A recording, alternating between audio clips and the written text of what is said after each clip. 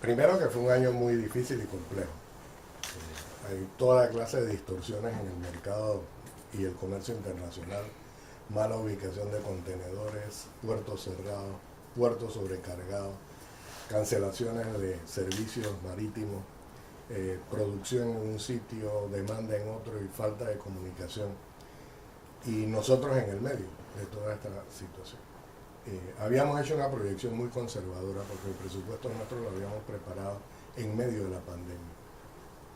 Y efectivamente el mercado reaccionó mucho más rápido. Estados Unidos hizo un nivel de subsidio muy grande al desempleo y eso generó una demanda importante por bienes y servicios que fue canalizada a través de mayor producción, mucha de ella viniendo de Asia y parte de ella complicada por cierres de puertos en China. Entonces todo eso ha traído un problema muy grande en materia de asignación de buques, contenedores, fabricación. Y por supuesto que la ruta del Canal de Panamá estuvo siempre abierta, estuvo disponible, a tal punto que realmente los periodos de espera se extendieron porque recibimos más demanda que la capacidad misma que tiene el canal. Y ese es un tema que tenemos que ver, porque en la medida que no resolvamos un buen servicio, eventualmente los clientes van a buscar una ruta que le dé el mejor servicio. Y estamos trabajando en eso. Dicho eso, pasamos de 485 millones de toneladas en el año fiscal anterior a 516 millones de toneladas canal. Por primera vez sobrepasamos los 500 millones de toneladas. Y eso realmente es un hito en la operación del Canal de Panamá, con una composición de carga bastante distinta a la que se había pronosticado en su momento. Evidentemente que el segmento de portacontenedores sigue siendo el más importante. El número de tránsitos creció muy poco, pero se movieron al esclusaneo, es decir, vinieron buques mucho más grandes, es que cada buque tenía mucha más cantidad de carga que los buques que pasaban por la Panamax. Eso fue posible en parte porque el canal estuvo operando a pleno calado durante todo el año. Así que mucho del manejo y de tratar de operacionar la cantidad de agua disponible se tradujo en disponibilidad de calado y esa disponibilidad de calado permitió más carga por buque. Luego, el número de tránsitos fue esencialmente el mismo, no hubo mayor cambio. Y el otro elemento que fue importante fue un aumento significativo, de más del 30% en la cantidad de gas natural licuado que transitó por el Canal de Panamá. Parte porque fue un invierno muy frío en Asia, parte porque el diferencial de precios estaba allí del producto americano que va con destino a Asia, y parte porque Asia comenzó y se reactivó económicamente primero que, por ejemplo, Europa y parte de Estados Unidos. Entonces, estos elementos económicos nos llevaron a tener que manejar este tipo de volumen. Y lo hicimos con mucho éxito y hay que reconocer el trabajo de toda la fuerza laboral, todos los que trabajamos aquí en el canal. En el análisis que hace, ¿esto se va a mantener? ¿Qué tanto durará? Esa es una pregunta muy válida a la cual nosotros no tenemos una respuesta concreta. Creemos que este año eso se va a mantener. Se va a mantener a tal punto de que podemos mejorar inclusive el nivel de carga que manejamos con relación al año fiscal anterior. Así que estamos proyectando 535 por encima de los 516. Serían 20 millones de toneladas adicionales. Tenemos que tener agua, ha sido un año muy húmedo. Tenemos algún tipo de reserva de qué va a pasar en marzo o abril con el nivel de precipitación. Un niño limitado, pero podría ocurrir. Entonces, todos estos pronósticos hacia adelante te marcan algunas luces rojas, amarillas de qué es lo que puede pasar. Mientras exista el congestionamiento, tenemos que encontrar una fórmula para poder resolver la capacidad y poder mover un volumen mayor de tránsitos, para poder acomodar esos 20 millones de toneladas canal que necesitamos transitar para cumplir con nuestro presupuesto. Hemos sido un tanto distintos y creativos en cómo manejarlo, porque en lugar de tener precios muy fijos, hemos hecho una capa de precios variables que comenzó con el cargo por agua dulce. cargo por agua dulce se movía según el nivel del lago. Entre más bajo el nivel del lago, más alto la sobretasa. De la misma manera, como hay una premura mayor por encontrar espacios a través del Canal de Panamá, hemos modificado nuestro régimen de reservaciones, de tal manera de que podamos abrir a subasta un número de tránsitos que permiten a los clientes decir y decidir: yo estoy dispuesto a pagar tanto por obtener ese puesto en el tránsito. Y eso ha representado en los primeros meses de operación de este año ingresos importantes. Mencionó que hay servicios o hay situaciones que se tienen que corregir. ¿A qué se refiere? Tenemos que ver cómo podemos acomodar el itinerario de los buques. Acuérdense que nosotros recibimos no solo el tráfico que transita el Canal de Panamá, también el tráfico que viene hacia los puertos panameños. Entonces todos ellos entran en aguas del canal. Así es que vamos a introducir más tecnología para poder tener más información a tiempo, aún con suficiente antelación, para saber exactamente cuándo llega el buque y tratar de acomodar mejor nuestros horarios y tratar de ver cómo compartimos esa información con el cliente para que él tenga visibilidad de cuándo existe un espacio para poder transitar. Desde el punto de vista de tener información y que las decisiones puedan hacerse, digamos, en línea, eso ayuda a que ellos tengan una mayor capacidad de decidir cuándo llegar al Canal de Panamá, cuándo reservar, en qué momento ampliamos el tiempo y la ventana para poder hacer las reservaciones y que haya más certeza. No es solamente el hecho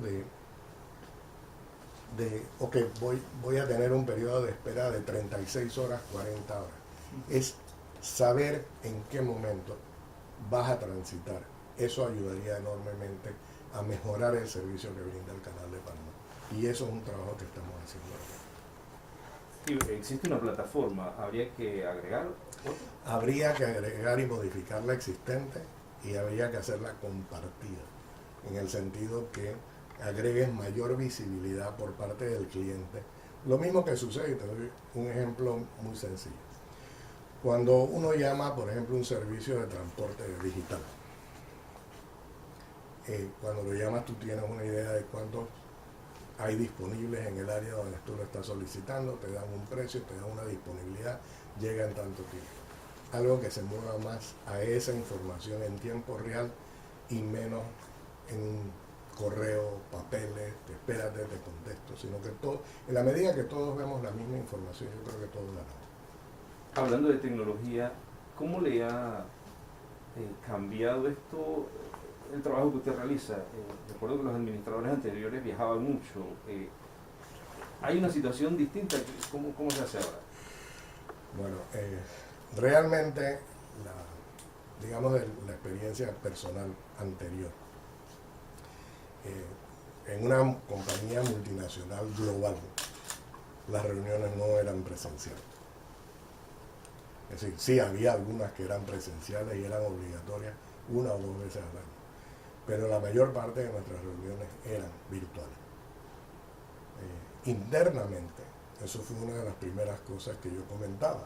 Es decir, yo no creo que sea necesario que las personas que están trabajando en Gatún tengan que venir a reunirse con el administrador si efectivamente lo podemos hacer a través de algún sistema tecnológico. Todos estos cambios generan cierto nivel de resistencia. ¿Eso se está haciendo? Claro, con COVID no quedaba otra opción. Y muchas de nuestras reuniones internacionales se hacen hoy por hoy de modo digital. Y realmente representa un cambio de paradigma para la operación del Canal de Panamá. Inclusive nuestras propias reuniones con las personas trabajando remoto, trabajando en cualquier sitio, demostró que efectivamente eso se puede hacer. ¿Cómo distinguimos este Balboa que entregó el canal del Balboa que se recogió por impuestos sobre la renta? Eso es lo que no existe. ¿Hay alguna razón para tratar de identificar ese Balboa del Canal de Panamá en un destino específico? Yo creo que de alguna manera haría más participativo el Canal de Panamá. Nosotros le llegamos a toda la población, es decir, esos aportes de alguna manera u otra, en la forma que lo maneja el Estado, en el criterio que el Estado tenga para poder distribuir esos recursos y otros, yo sí creo que le llegan a todos. ¿Podría el Estado el gobierno, tomar una decisión de identificar estos recursos y decir expresamente esto se va a cumplir para satisfacer tal o cual necesidad nacional? Eso le daría un mayor grado de identidad y le daría un mayor grado de compromiso al gobierno de asignar esa partida y poder entregarla a ese propósito específico. Y podemos entender una lista y cada grupo de interés solicitará que eso sea así. Es decir, esta conceptualización de que el canal es un monopolio y que ese monopolio va a perdurar indefinidamente no es cierta. Y no es que quiera ser alarmista, pero cuando uno ve esto, los horizontes un poco más largos, que la operación del canal demanda tener ese nivel de planificación de 10, 20 años hacia adelante. Uno sí tiene que advertir ciertos peligros y reconocer que vamos a tener que hacer otras cosas para poder mantener la competitividad del canal, para poder mantener la competitividad de Panamá, de la cual nosotros somos una parte, pero no somos todos. Finalmente, señor administrador, en el tema hídrico, ese fue el tema que cuando usted llegó al puesto lo tomó como primero, ¿no? Sí. Ahora se han hecho algunas posposiciones en el proceso de la licitación. ¿Cómo lo está viendo? Porque al final se va a tardar más de lo que se esperaba. Sí. Encontramos en algún momento que queríamos un proceso de calificación de empresa para poder resolver el problema en abstracto. Es decir, nosotros necesitamos este volumen de agua, necesitamos que las fuentes de agua estén bajo control del Canal de Panamá. Es decir, el tema de agua no es algo que el canal puede confiar a terceros. El Canal de Panamá tiene que manejar su fuente de agua. Tenemos una demanda creciente de agua para consumo humano, que también hay que incluirla en esa ecuación. Y tendríamos también que ver el menor impacto social que tenga cualquier solución de ello. Lanzamos nuestro primer pliego en septiembre del año 20. La respuesta de posibles contratistas en medio de COVID fue de mucho interés, pero la definición no estaba acotada.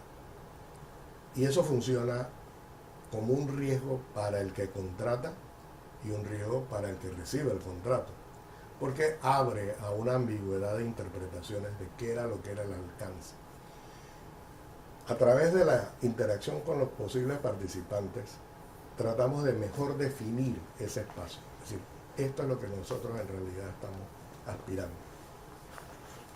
Aún con eso, realmente no logramos un compromiso de evitar que encontrar una solución de agua quedara sujeta a un proceso de litigio de largo plazo. Entonces, ante el riesgo de un litigio, optamos por una alternativa, que es el Cuerpo de Ingenieros de los Estados Unidos, que renuncia a esa capacidad de litigio. Renunciamos ambos a ella. Ciertamente, alguien me dice, bueno, pero es que tú también renuncias a eso y el canal renuncia a ello. Pero todo es un tema de qué riesgo quiere manejar el Canal de Panamá. Si al final del día es una terminación y tendríamos que comenzar de nuevo, pero no tenemos que dedicar esfuerzos a seguir litigando sobre el alcance o no alcance de algún elemento de diseño. En el pasado, el Cuerpo de Ingenieros ha hecho diseños conceptuales para el canal, aún bajo administración panameña. Algunos hemos aceptado, otros simplemente los hemos dejado de lado.